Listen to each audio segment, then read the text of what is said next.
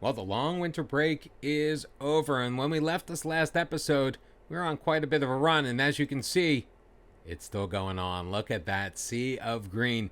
Can we keep it going? Well, let's roll the intro and find out.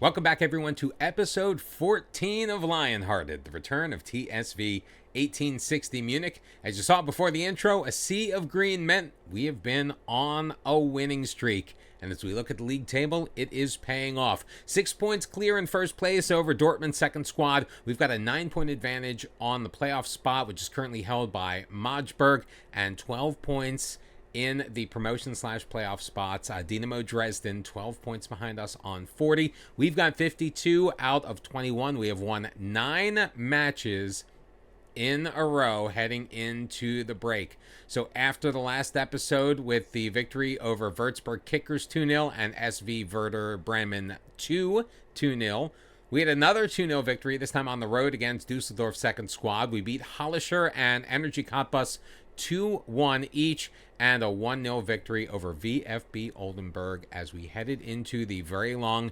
Christmas/New Year's/first half of January break, and we're looking to pick things up against Dynamo Dresden. They're currently sitting in 4th place in the league. Again, as we were just talking about, 12 points behind us. We can widen our lead on Dortmund 2-9 with a victory today. Of course, January also means the transfer window is open. One move so far of note: Philipp Steinhardt, 31-year-old left back, former captain, has gone to Jan Regensburg. Right before the break, he was like, look, I'm not getting any playing time. I want an opportunity. You obviously don't want me here. I said, you're absolutely right. We'll try to sell you for as much as we can. We got $75,000 for him. We pumped all that we got from the board. I think we only get 25% at this point anyway. All of that went back into wages. We were slightly over the wage bill. So Philipp Steinhardt is out. The youth movement continues in Munich. And on that note, we did commit to the future of Antonios Papadopoulos, currently making $4,000 a week. We did re-sign him for $6,000. We started it at the end of this current year, which will then keep him through the next 3 years. So we've added on a year. We've given him a little bit more money. We're starting to get activity and interest from other squads. He's 21 years old. He could potentially be a very good player in the second Bundesliga, maybe even good enough for the Bundesliga, so we wanted to keep him around for a little bit. Heading into this match against Dynamo Dresden, going to be a touch short-handed on the bench. As we mentioned, we worked the team pretty hard in the break, so some of the guys out on the field starting the match, like Finn Lachenmacher and Patrick Sontheimer, are going to be a little bit on the more tired side because they've worked out. Plus, Diakite and Freitag are both out with the flu, so they're going to be out for a couple of weeks. And Stefan Lex picked up a knock in training in the last week. He is going to be on the bench, but I'm not sure how much we'll be able to rely on him. One of the positions we do look to secure additional depth in this transfer window is going to be at the striker position, because right now it's Lachenmacher and Lex. We can use Kobylянski up there. We did use Talon up there very briefly when we absolutely positively needed to in that 9-game win streak. So we're hoping to continue things, though, with our normal squad out to start this match with Kretzmar in goal. Klein, Hansel, Papadopoulos, Zvigaya, and Podolski on the back line. It's Schultz who's going to be anchoring the midfield right now, as Tim Reeder is going to come off the bench. Talon and Sontheimer are going to get the starts ahead of him. Rezik is going to be on the left-hand side, Kobylянski on the right, and Finn Lachenmacher up top. We are going to give Albion Vernetzi a break as well. He's come back from a couple of injuries this year. He's done okay. We may need to move him on. He's making a lot of money. Maybe we need to free up some wages so we can shore up some other positions, because Rezik has been doing a pretty decent job for us so far this season. 18 appearances. He's got a pair of goals. Vernetzi, he does have 3 in 11 starts. But it's a lot of money to be spending on the left wing position for a guy that right now we haven't been able to rely on week in and week out. So looking to extend our league record I'm not sure if it's a record for the entire league, but it's a record for us. 9-game winning streak to 10. It's 1860 Munich at the Grünwalder Stadium against Dynamo Dresden, and Finn Lackemacher getting an early opportunity on the set piece just puts it a little too strong over the crossbar. That could have easily been 1-0 as Podolski made a fantastic delivery to the back post, but Lackemacher just could not keep it down. Papadopoulos in control now. Zvegalia. He's got Schultz in the middle with some room to work. Talon ahead for Rezic, flipping it to Lackemacher, feeding it through to Kobylanski. He's in and too strong. It's blocked by Jakob, and it's going to go out for a corner kick, which Podolski is all set to deliver. Looking for Lackemacher, can't find him. Headed down Papadopoulos with an attempt from the 18-yard box, but Mueller able to dive and make that stop to keep it a 0-0 matchup. Kade throwing it in the middle. Zvigalia's got it. Sending it forward. Can't find Lackemacher. Kramerneck to Kuhl. Ahead. Kuchki saved me by Kretschmar. Kuchki killed us. He had a hat trick, if I'm not mistaken, in the last time we met with Dynamo Dresden. Jakob to deliver the corner kick. Schultz is going to clear it. Chasing it down is Kleinhansel. He's got it. Playing it ahead for Lackemacher. As the defense is getting back, Lackemacher continues to carry it up, lays it back along the sideline. Kleinhansel finds Podolski and is played in, but obviously nothing happened because the game saw fit to end the highlight right there. Mueller's going to get things restarted, though.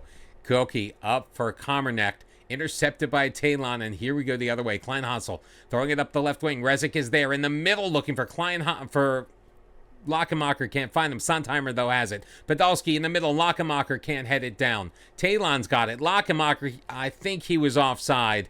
That would have been his 14th goal of the year, but I think that when Talon intercepted, Lackemacher was in an offside position. Yeah, it would have been better if Talon had just taken that himself. Would have been a great opportunity, except for those pesky offside rules. 1860 Munich have had their chances with 10 minutes left here in the first half. Turned over. Kother throwing it forward. Zwizgalia can't get it past Kother. Kada's got it. Kamernecht feeding ahead. Kada.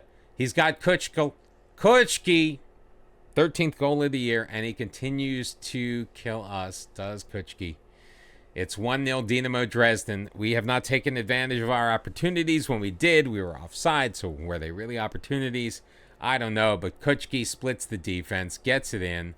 Kretschmar came out, tried to knock down the angle, but unfortunately he was unsuccessful. And Dynamo Dresden has taken the lead. I'm pretty sure this is the first time the opposition has had the lead in a match in this entire 9-game winning streak. Don't know that for sure, but I'm fairly certain it kind of feels that way. As we head to the half, it's 1-0 Dynamo Dresden. We're out shooting them. We're out possessing them. We're winning more tackles. We're not winning more headers. Maybe that's the problem. So we're going to head in and just tell the team our shooting hasn't been good enough. Zvizgalia is feeling a little apprehensive. Not sure why.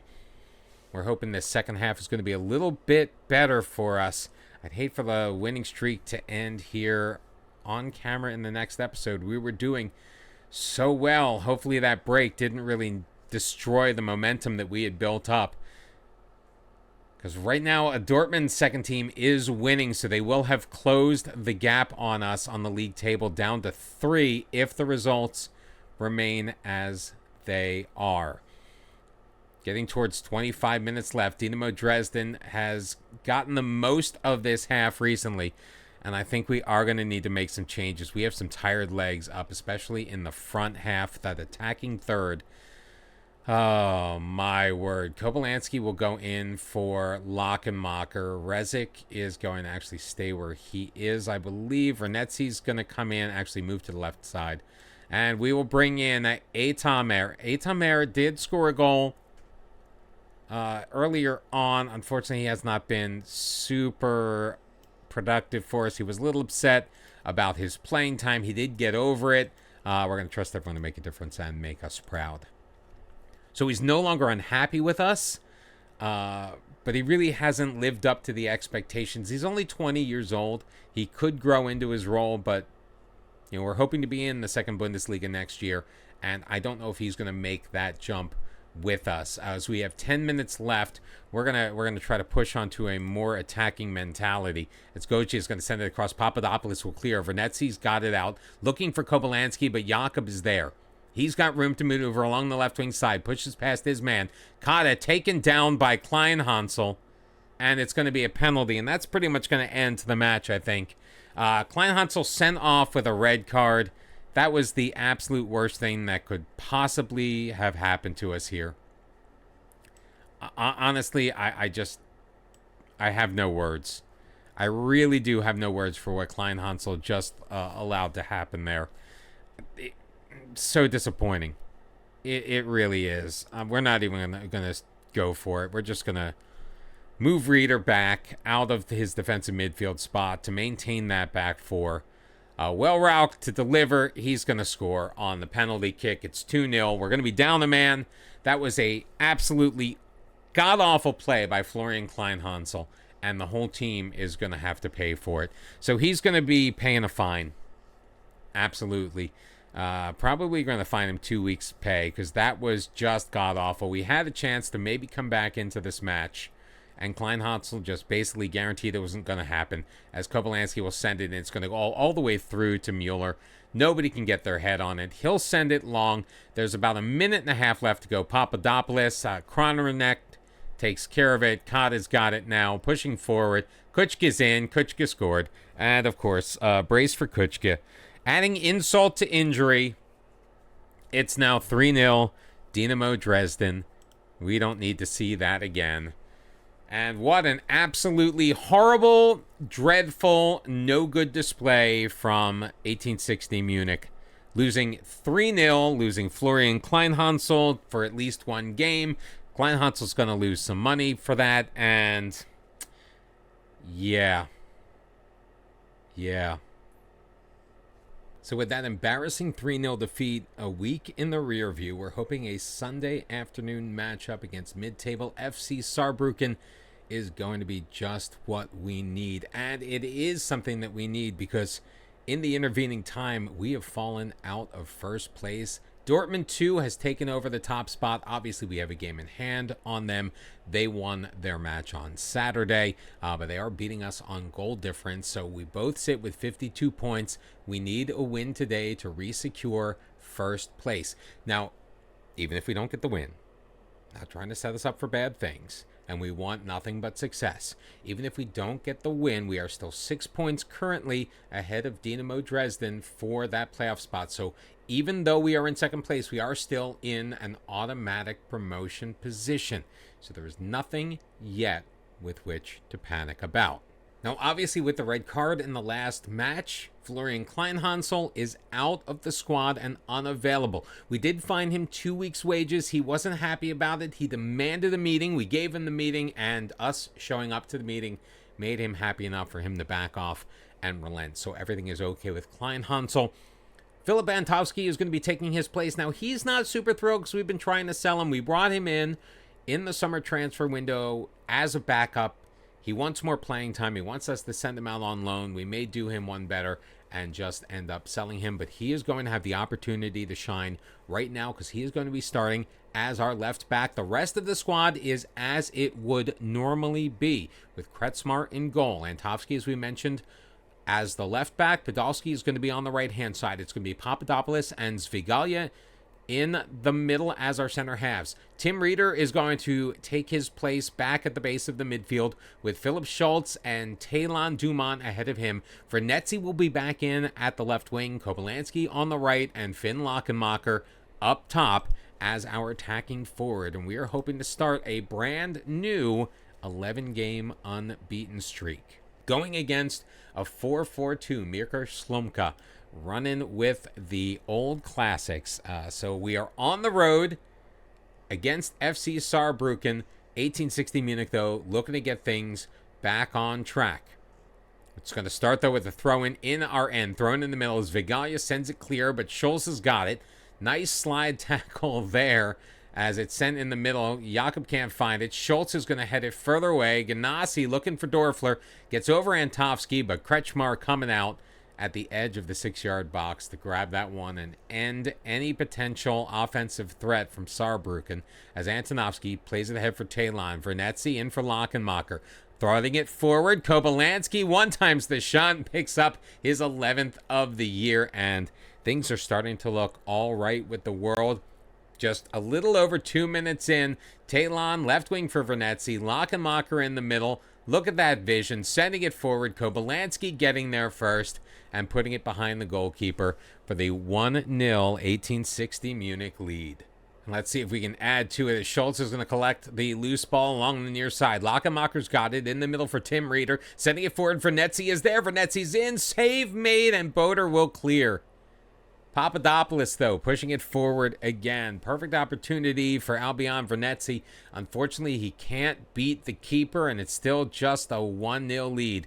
As 1860 controls in the middle third, Kobylanski will drop it back for Zvigalia, who did pick up a yellow card a little bit earlier. Podolski will stop and give it back to him. He's got Reeder in front. Vernetzi losing control, though. Jakob's got it to Boder. Fed forward, Dorfler. Stepping in front of Antonovsky, who tries to get back and play a little defense here. Sent in the middle, Julius Biada, his 3rd of the year. What a pass and what a finish, and Saarbrücken has managed to equalize here in the 24th minute. Jakob there, Antonovsky not really doing the defensive job we needed him to do. Biada getting in behind, beats Zvigalia and beats Kretschmar to tie things up at 1. Just their first shot on target of the match, only the 2nd shot in the first 30 minutes, and they are able to find pay dirt. Let's see if we can break that tie. Schultz hitting the post off of the corner. Sent in near post by Podolski. Schultz can't hit the target, though. Just missing a matter of inches in this game as we tick down to under 10 minutes remaining in this first half. It is 1-1 between FC Saarbrücken and 1860 Munich. Munich has had their way with the ball for most of the match. The momentum clearly going our way. That goal certainly against the run of play to equalize as we hit the half. Up 10 shots to 3, 3-1 on target. The XG destroying it, and we've held the ball 70% of the time. But where it counts, we are not winning. It is 1-1. The scoreline definitely does not reflect the run of play. So let's get this going, boys. Not a lot of people are happy here. The rain is coming down even harder. Podolski will play it inside for Zvigalia. He's got Reeder. Flipped forward, looking for Lochenmacher. Headed away. Jakob turns it over to Reeder. Schultz has it. Right wing feed for Podolski. Pushing it past the defense. Into the middle. Lochenmacher heads it on. Under the crossbar. And in. Luis Podolski picking up the assist on Finn Lochenmacher's 14th goal of the year. And 3 minutes into the second half, Munich has reestablished their lead. It's 2-1. What a feed. Lochenmacher falling back, gets over Boder, puts it in under the crossbar, and picks up his 14th of the year. Ultimately, as we move past the 60-minute mark, that is what 1860 Munich needs to do, and that's what they thrive on. Getting the ball into the box and letting one of those big, tall guys rushing the net get in there, head it on, and get something done. 20 minutes left to play. We're going to check the status of our players. Pretty much everybody is feeling okay. Vernetzi isn't having the greatest game, so we're going to bring in Jakub Rezik to spell him. Other than that, everyone's doing quite all right. Of course, as I say that, I look at Filip Antovski. Don't really love the effort that he is putting in.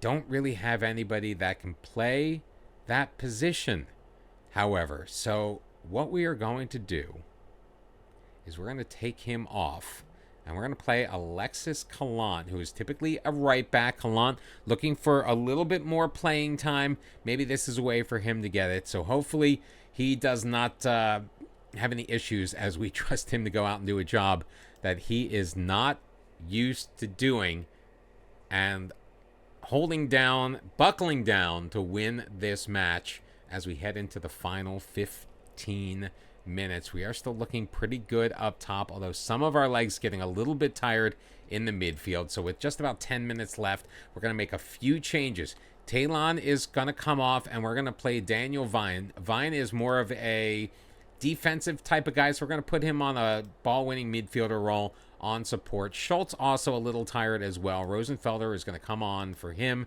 We're going to drop him. You know what?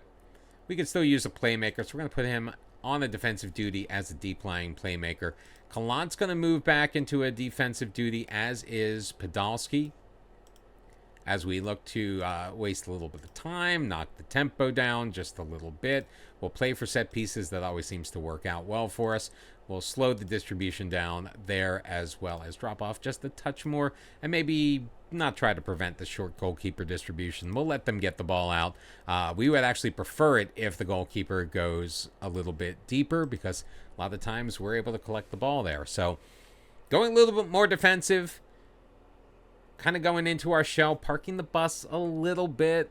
I mean, we are dominating Saarbrücken pretty much everywhere, and we do have the 2-1 lead. Just a couple of minutes left to go. 5 minutes, though, to be added on. Let's see if we can hang on and see this one out. How's Kallant doing? 6-7. Decent. We've hit full time. All right, we are back to our winning ways. Just that one match hiccup. We took care of business where we needed to. 2-1 is your score. Martin Kobolansky scoring in the 3rd minute. Finn Lachemacher adding one 3 minutes into the second half, which negated the equalizer from Julius Biada in the 24th minute. And all is right with the world once again, although we will say it was a bit of a let-off. You know, we don't want them to get complacent, let them know that we aren't super happy. We've reestablished our spot at the top of the table. 55 points after 23 matches played. Dortmund 2 does still have the goal difference advantage on us, but we have played the same number of games. 15 matches remaining in the season. Can we hang on for automatic promotion and the championship? Winning the championship would be fun. Thank you for hanging out with us. Sorry we couldn't get both wins like we did last time, but you know what? A one-game blip was bound to happen, especially after such a long time off. If you enjoyed the video, please give us a like. Lets the algorithm know that you enjoy this type of content, you want to see more of it, and it will put it in front of the eyeballs of more people. But thank you very much for supporting the channel by watching, also subscribing and turning on your notifications so you know when the next episode is going to hit. We'll see you again on Friday as we move deeper into the season. Let's see if we can hang on to that top spot for as long as we can. Can we go to the end? We'll find out together. We hope to see you then. Until then, bye-bye.